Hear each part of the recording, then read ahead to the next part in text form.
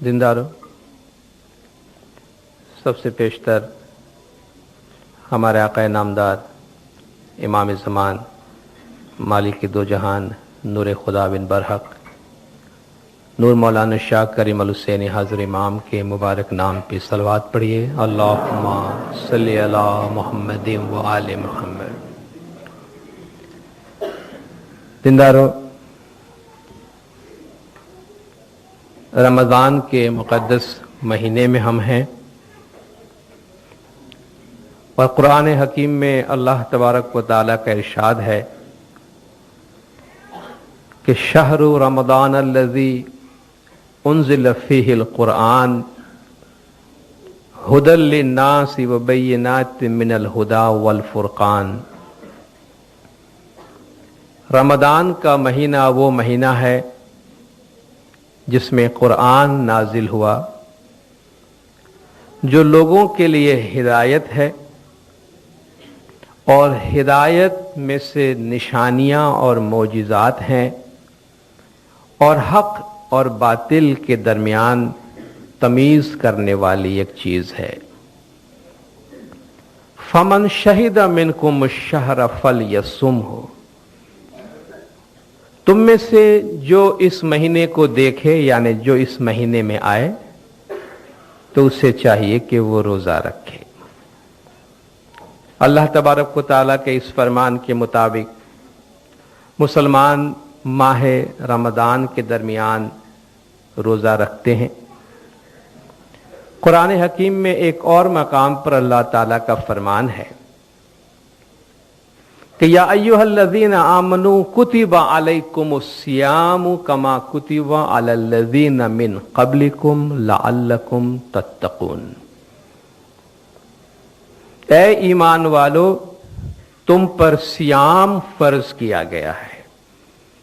صیام صوم کی جمع ہے، اور صوم کا ایک مطلب روزہ کیا جاتا ہے۔ صوم کا مطلب ہے رک جانا، جو کام ہم عادتاً کرتے رہتے ہیں، جس کام کو ہم کرنے کے عادی ہوتے ہیں، اس سے رک جانا۔ تو کھانے پینے سے رک جانا بھی صوم ہی کی ایک قسم ہے۔ تو خدا فرماتا ہے کہ اے ایمان والو، تم پر صیام یعنی روزے فرض کیے گئے ہیں، کما کتب علی الذین من قبلکم، جیسا کہ تم سے پہلے والوں پر کیا گیا تھا، لعلکم تتقون، تاکہ تم پرہیزگار ہو جاؤ، تاکہ تم متقی ہو جاؤ، تم پاک و پاکیزہ ہو جاؤ۔ قرآن حکیم میں اللہ تبارک و تعالیٰ نے بہت سے ایسے ارشادات فرمائے ہیں، بہت سے ایسے کام کرنے کا حکم دیا ہے، جن کے آخر میں یہ فرمایا گیا ہے لعلکم تتقون، تاکہ تم پاک ہو جاؤ، پاکیزہ ہو جاؤ، متقی ہو جاؤ۔ یعنی جو بھی اعمال کرنے کو، انجام دینے کو کہا جاتا ہے، وہ کام کرنا مقصود نہیں ہے، اس کام کے نتیجے میں کوئی اور مقصد ہوتا ہے جسے حاصل کرنا مقصود ہوتا ہے۔ جس طرح میں نے صوم کے بارے میں عرض کیا، خود قرآن حکیم میں باتیں کرنے سے یا بولنے سے رک جانا، اس کو بھی صوم کہا گیا ہے۔ جب بی بی مریم حضرت عیسیٰ علیہ السلام کو جنم دینے والی تھی، اور ان کی پیدائش کے بارے میں لوگوں میں طرح طرح کی باتیں ہونے لگی، اور آپ پہ طرح طرح کے الزامات لگائے جانے لگے، تو بی بی مریم نے خدا سے رجوع کیا کہ اے خدایا مجھے بتا، میں لوگوں کو کیا جواب دوں۔ تو خدا نے فرمایا کہ جب لوگ تمہیں اس کے بارے میں پوچھیں، فقولی، تو کہنا، انی نذرت للرحمن صوما، میں نے اپنے خدا کے نام پہ روزہ نظر کیا ہوا ہے، میں نے اپنے خدا کے نام پہ، رحمان کے نام پہ صوم رکھا ہے، روزہ رکھا ہے، فلن اکلم الیوم انسیہ، آج میں کسی بھی انسان سے بات نہیں کروں گی۔ تو گویا خدا نے ان کو بولنے سے رک جانے کے لیے خاموشی اختیار کرنے کا جو طریقہ بتایا، اسے بھی خدا نے قرآن میں صوم کے نام سے یاد کیا ہے۔ تو جب خدا نے صیام کا حکم دیا تو اس امر پہ عمل کرتے ہوئے ہم ہر اس چیز سے اپنے آپ کو رو کے رکھتے ہیں جس سے ہمارے تقوی پہ اثر پڑتا ہو، نہ صرف کھانے پینے سے بلکہ تمام بری باتوں سے اور تمام بری عادات سے۔ حضور اکرم صلی اللہ علیہ وآلہ وسلم کے چند ارشادات میں آپ کے سامنے اس حوالے میں پیش کرنا چاہوں گا۔ حضور نے فرمایا کہ میں تمہیں ایک ایسی چیز نہ بتا دوں جو صیام، صلاۃ اور صدقے سے بھی افضل ہے، کہ میں تم کو کوئی ایسی چیز بتاؤں جو روزے سے، نماز سے اور صدقے سے بھی افضل ہے۔ لوگوں نے عرض کیا کہ ہاں رسول اللہ ضرور ارشاد فرمائیے، تو آپ نے فرمایا باہم صلح رکھنا، باہم صلح رکھنا، آپس میں مل جل کے رہو، پیار سے، امن و امان سے رہو، کیونکہ باہمی فساد ہی تو تباہ کن چیز ہے۔ اگر تم آپس میں امن و امان رکھ سکتے ہو تو یہ ایک ایسی پسندیدہ چیز ہے جو بہت سے ایسے احکام سے کہیں زیادہ اچھی شمار کی جاتی ہے۔ ایک اور مقام پر آپ نے فرمایا کہ بہت تیرے روزے دار ایسے ہیں جن کے روزے کا ماحصل صرف بھوک اور پیاس ہوتی ہے، یعنی بہت سے روزے دار ایسے ہیں کہ جن کو ان کے روزے سے بھوک اور پیاس کے سوا کچھ حاصل نہیں ہوتا، اور بہت تیرے شب بیدار ایسے ہیں جن کی شب بیداری کا ماحصل فقط رت جگا ہوتا ہے، اور بہت سے رات بھر جاگنے والے ایسے لوگ ہیں کہ جن کا جاگنا ان کے نصیب میں صرف جاگنا آتا ہے، اس کے علاوہ اور کچھ نہیں آتا۔ کیا ہے ان پیغامات کا مقصد؟ ان پیغامات کا مقصد یہ ہے کہ جن کام کو کرنے کے نتیجے میں جو مقصد حاصل کرنے کے لیے تمہیں کہا گیا ہے، اگر وہ مقصد حاصل نہیں ہوتا تو تمہیں صرف رت جگہ اور بھوک پیاس تمہارے ہاتھ میں آتی ہے۔ ایک اور مقام پہ حضور نے فرمایا کہ مومن اپنے حسن خلق کی وجہ سے، مومن اپنے اچھے اعمال، اچھے اخلاق کی وجہ سے صائم النہار اور شب زندہ دار کا درجہ پا لیتا ہے۔ اچھے اعمال کے ذریعہ ایک مومن ایسا ہو جاتا ہے جیسے ہمیشہ دن بھر روزہ رکھتا ہو اور رات بھر خدا کی عبادت میں جاگتا رہتا ہو۔ آپ کی ایک اور حدیث ہے فَإِذَا صُمْتَ فَلْيَصُمْ سَمْعُكَ وَبَصَرُكَ وَلِسَانُكَ وَيَدُكَ وَكُلُّ عُضْوٍ، جب تم روزہ رکھو تو تمہارے ساتھ تمہارے آنکھیں روزہ رکھے، تمہارے کان روزہ رکھے، تمہارے ہاتھ، تمہاری زبان روزہ رکھے، تمہارے ہاتھ روزہ رکھے، اور تمہارے جسم کے تمام اعضاء بھی روزہ رکھے۔ حضرت بی بی فاطمہ زہرا خاتون جنت سلام اللہ علیہا کا ارشاد ہے کہ روزہ دار اگر روزے کی حالت میں اپنی زبان، اپنے کان، اپنی آنکھ اور اپنے جوارح یعنی اپنے جسم کے اعضاء کو حرام کاموں سے نہ بچائے تو اس کے روزے کا کوئی فائدہ نہیں ہوگا۔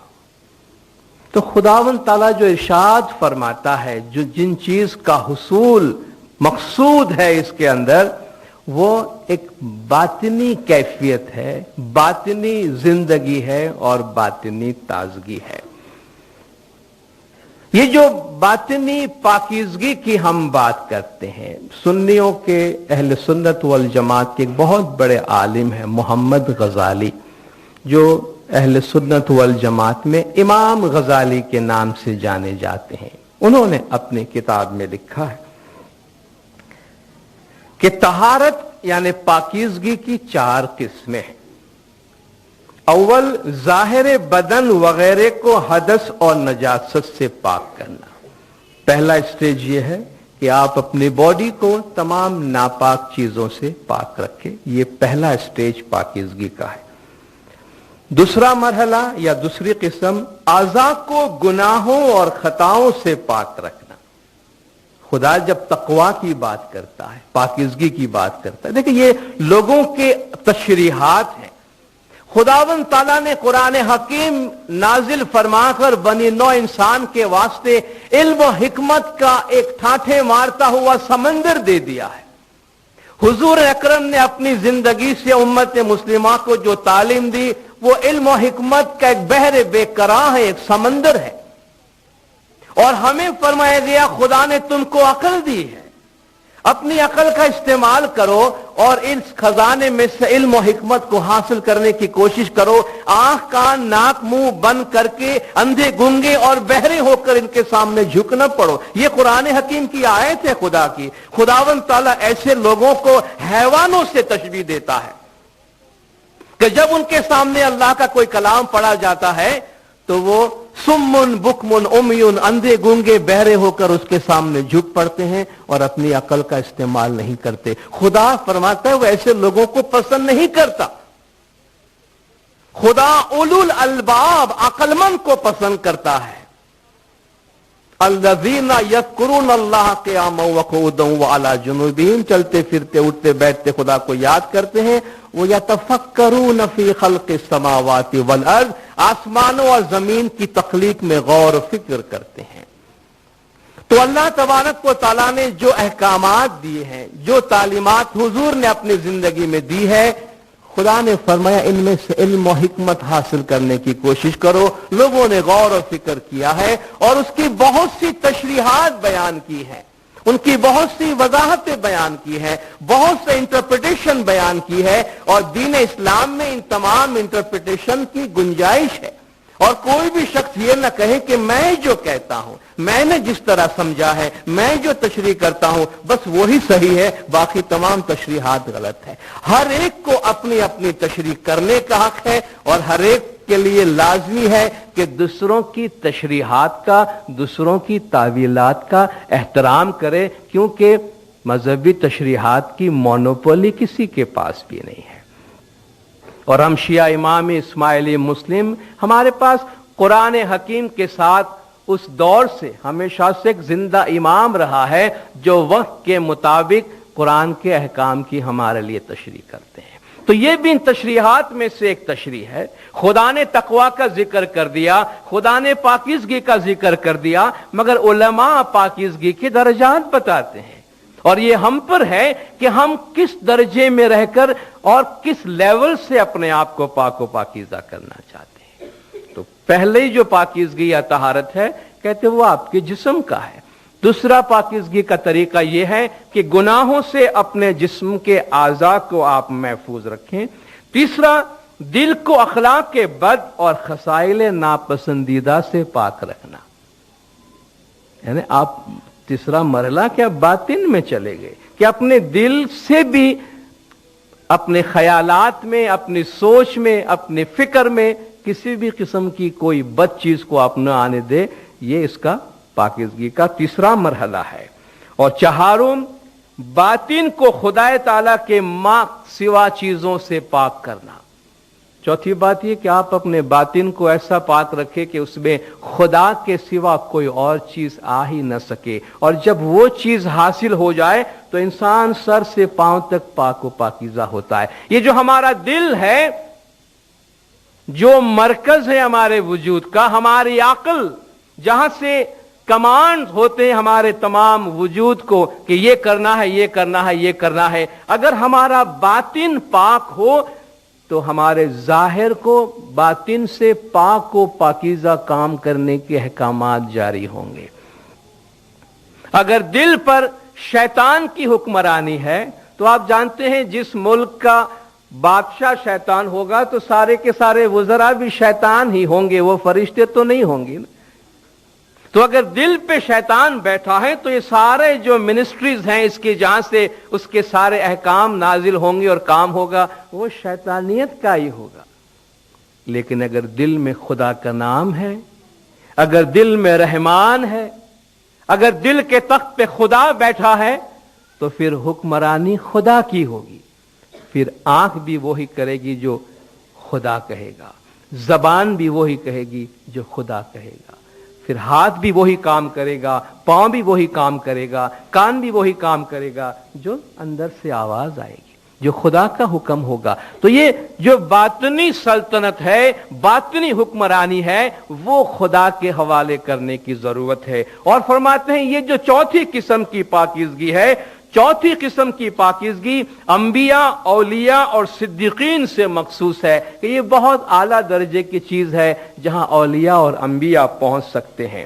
चौथी किस्म की इल्लत गाई ये है कि हर आदमी को खुदाए ताला की जलाल व अजमत मुनकशिफ हो जाए, कि जब इस लेवल की पाकीज़गी को कोई पाताए हासिल करता है तो उसके सामने खुदा के तमाम रुमूज, खुदा के तमाम भेद खुल जाते हैं। गजाली एक और जगह पे रोजे की किस्में बयान करता है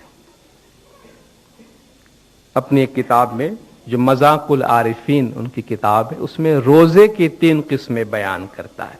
हम खुद अपने आप को देख लें, हम किस कैटेगरी में हैं और किस किस्म का रोजा रखते हैं। जानना चाहिए कि रोजे के 3 दर्जे हैं। ये अहले सुन्नत वल जमात के बहुत ही माने हुए इमाम शुमार किए जाते हैं। रोजे के 3 दर्जे हैं। एक रोजा अवाम का है, एक खास का है और एक अखस खवास का है। एक आम लोगों का, दूसरा खास लोगों का और तीसरा खास में से जो खास है उन लोगों का है। अवाम का रोजा तो यह है कि पेट को और जिस्म को उनकी ख्वाहिशात अदा करने से रोक दिया जाए, ये अवाम का रोजा है। और खवास का रोजा यह है कि आंख, कान, जबान, हाथ, पांव और तमाम आज़ा को गुनाहों से रोक दिया जाए, ये खास लोगों का रोजा है। और अखस खवास, खासों में से भी जो खास है, उनका रोजा इस तरह है कि दिल को बुरी सोहबतों और दुनियावी फिक्रों से रोजा रखाया जाए और सिवाय खुदावंद ताला की और चीजों से उसे मुतलकन रोक दिया जाए। ये खास में से खास लोगों का रोजा है। तो आप खुद देखें कि इस्लाम में इन तशरीहात की कोई पाबंदी नहीं है और कितने वाज़ेह तौर पर यह तालीम दी गई है कि इंसान एक ही लेवल पे जाके रुक न जाए। और ये तो नेचर के खिलाफ है, फितरत के खिलाफ है। हम तालीम के मरहले में जब एक चीज सीख लेते हैं, हासिल कर लेते हैं, तो तरक्की होती है, हर चीज में तरक्की होती है, हर चीज में आगे बढ़ते हैं। जब दुनिया में हर चीज में आगे बढ़ते हैं तो दीन में भी हम तरक्की करते हैं, रूहानी पाकीज़गी में भी तरक्की होती है, रूहानी पाकीज़गी में भी हम आगे से आगे बढ़ते जाते हैं। तो दीन पर अमल के दौरान भी इंसान को अपनी रूहानी तरक्की के जो जीने हैं उस पे बढ़ते रहना चाहिए, आगे से आगे जाते रहना चाहिए। तो जिस तरीके से दीन इस्लाम में इन अहकाम की मुख्तलिफ तशरीहात बताई गई हैं और बातनी पाकीज़गी के रास्ते बताए गए हैं, जैसे सूफिया कराम ने बातनी पाकीज़गी के रास्ते बताए हैं, मैं पीर शम्स माँ बाप के गिरान से एक चैप्टर आपके सामने पेश करना चाहता हूं, जो रोजे का चैप्टर है, जहां सूफियाना अंदाज में बातनी तरीके में ये जो अभी जिक्र किया गया खास लोगों का जो रोजा है, खवास का जो बातनी रोजा है, ऐसे हमारे वजूद के 10 रोजे का जिक्र किया गया है। सर से लेके पांव तक रोजे का जिक्र है। उन 10 रोजों की तशरीहात आपके सामने पेश करूंगा। फरमाते हैं कि मन समझानी की ऐसी बाता, ये पीर शम्स का एक ग्रंथ है मन समझानी, ये उनके 2 पाठ है, पाठ नंबर 314 और 315, ये 2 पेजेस हैं, 2 पाठ है। मन समझानी पीर शम्स। मन समझानी की ऐसी बाता दुनिया जानी न जाने दाता। दिल को समझाने की ये बात है, दिल को तालीम देने की बात है और दुनिया जो है वो अनजान है, भेद को, राज को, सीक्रेट को नहीं जानती है। 10 रोजा बातुनी कहिए, फरमाते हैं बातिनी किस्म के 10 रोजे हैं। अव्वली रोजा सिर का कहिए, सबसे पहला रोजा सर का है।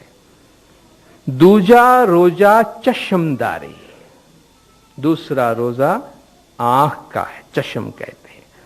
तीजा रोजा नाक नोवारी, तीसरा रोजा नाक का है। चौथा रोजा मुख को दीजिए, चौथा मुंह का रोजा है। 5वां रोजा जबान कीजिए, 5वां रोजा जबान है। छठा रोजा कान का कहिए, 7वां रोजा दिल ना कहिए, 8वां रोजा नफ्स का जानो, 8वां नफ्स का है, 9वां रोजा हाथ पिछाड़ो, 10वां रोजा पांव का धरिए। सर, आंख, कान, नाक, मुंह, दिल, नफ्स, हाथ, पांव, सिर थी पांव रोजा करिए, सर से लेके पांव तक रोजा रखो। ऐसा रोजा करो तब में जाए, तब जाई मोमन की लाए। इस किस्म के 10 रोजे रखो, तब जाके तुम मोमिन बन सकोगे। रे तू ही 10 रोजा जे धरे, तेछे मोमन वीर। जो इन 10 रोजों पे अमल करता है वो मोमिन दीनदार है। मन समझानी करे बोलिया शम्स पीर, दिल को समझाते हुए पेशम्स ने ये बात कही है। अब एक एक लाइन में ये फरमाते हैं कि ये जो 10 रोजे हैं ये क्या है, इसका फंक्शन क्या है। सर का रोजा क्या है, हाथ का रोजा क्या है, पांव का रोजा क्या है। रोजा तो है, क्योंकि ये ज्ञान की बनावट ऐसी है कि उसमें एक ही बात कही जा सकती है, मगर उसमें बहुत सी और बातें खुद ब खुद शामिल हो जाती हैं। मन समझाने की ऐसी बात है, दुनिया जानी न जाने दाता। दिल को समझाने की, तालीम देने की बात है। दुनिया अनजान है, भेद को नहीं जानती है। 10 रोजा की माना बातनी करे। जो 10 रोजे मैंने आपको बताए, फरमाते हैं इसके जो मानी है वो बातनी है, उसके बातनी मानी इस तरीके से है। सर के रोजे का बताते, अपना सर जमी पर नीचा धरे, अपना सर जमी पर नीचा धरे। सर का भी रोजा है। भाई हम कहते हैं हमारा सर से पांव तक रोजा है। सर से पांव तक रोजा क्या है? सर का रोजा क्या है? ये क्या सर खुदा ने हमें घमंड से ऊंचा करने के वास्ते दिया है? इस पर ताज पहनकर अपनी बड़ाई की अलामत और निशानी जाहिर करने के वास्ते दिया है, या अल्लाहुम्मा लक सुजूदी व ताअती कहते हुए उसे अल्लाह के हुजूर में झुका देने के वास्ते दिया है? सर का रोजा यह है कि अपने सर को हमेशा झुकाए रखो, क्योंकि इंसान की एक ऐसी सिफत जो खुदावंद ताला को सबसे ज्यादा नापसंदीदा है वो घमंड है, बड़ाई है, जिसके लिए खुद खुदा अपने आप के लिए इस्तेमाल करता है। अल्लाह अकबर, अल्लाह बड़ा है। वह कब्बिरहु तकबीरा, उसकी बड़ाई बयान करो। अल्लाहुम्मा मालिकल मुल्क तुतिल मुल्क मन तशा व तंजिउल मुल्क मन तशा। अल्लाह तू सल्तनत का मालिक है, सल्तनत का मालिक कोई और नहीं है। जिसे चाहे तू सल्तनत अता करे, जिससे चाहे सल्तनत छीन ले। तो इज्जु मन तशा व तुजिल्लु मन तशा, इज्जत देना जिल्लत देना ये तेरे हाथ में है। सबसे बड़ी बड़ाई खुदा की है। और हमसे कहा गया कि बड़ाई मेरे शाह को न भावे, अमे हीणा खीणा थईने चालिया।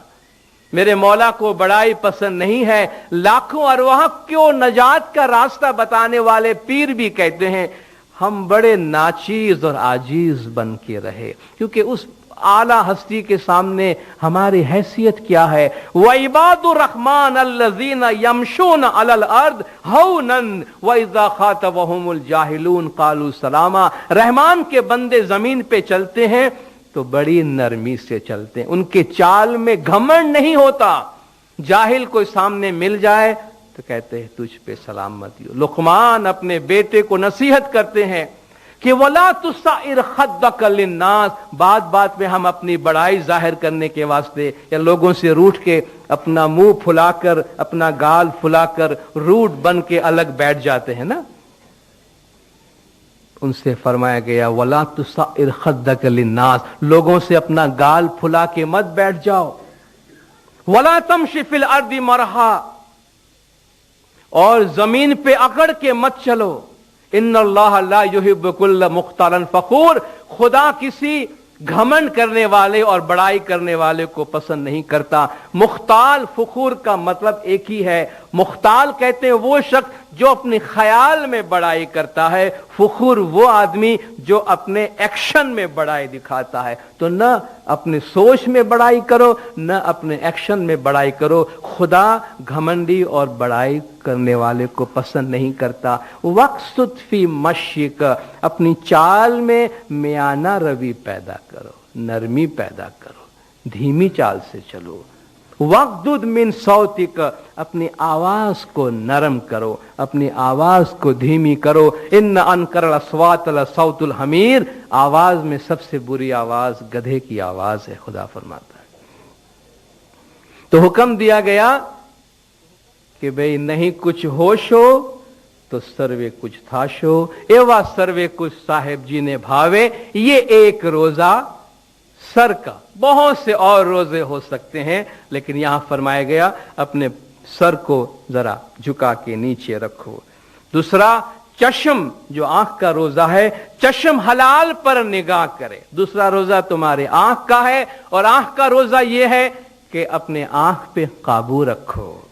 خدا نے دنیا کی ساری چیزوں پہ تمہارا حق نہیں رکھا ہے، بعض چیزوں پہ تمہارا حق ہے، باقی چیزوں پہ تمہارا حق نہیں ہے۔ تو جن پہ تمہارا حق نہیں ہے ان پہ نگاہ ڈالو گے لالچ کے ساتھ، حرص کے ساتھ، تو وہ بد نظری ہے، بد نظری ہے۔ اور گھٹ پاٹ کے حوالے سے ماشاءاللہ ہماری جماعت بہت خوش قسمت ہے کہ بہن بھائی استری پروش سب جماعت خانے میں آ کر ایک ساتھ عبادت میں شامل ہوتے ہیں۔ تو اسی حوالے کے گنان میں ہم سے فرمایا گیا کہ استری پروش بے بندوان بین بھائنوں نے، مرد اور عورت آپس میں بھائی اور بہن ہیں، ان کے آپس میں بہن بھائی کا رشتہ ہے۔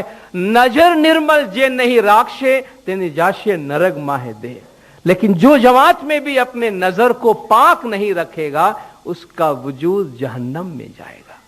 اور یہ آنکھ جو ہے، خدا فرماتا ہے کہ خدا کا قانون اتنا سخت ہے کہ چھوٹے سے چھوٹا گناہ بھی پکڑ لیتا ہے۔ خائنۃ الاعین قرآن میں آیا ہے، آنکھوں کی چوری بھی خدا پکڑتا ہے۔ آنکھوں کی چوری کیا ہے؟ تن کی جانے، من کی جانے، جانے چت کی چوری۔ اس کے آگے کیا چھپے جس کے ہاتھ میں جنم مرن کی دوری۔ جو باہر کا جانتا ہے، دل کا جانتا ہے۔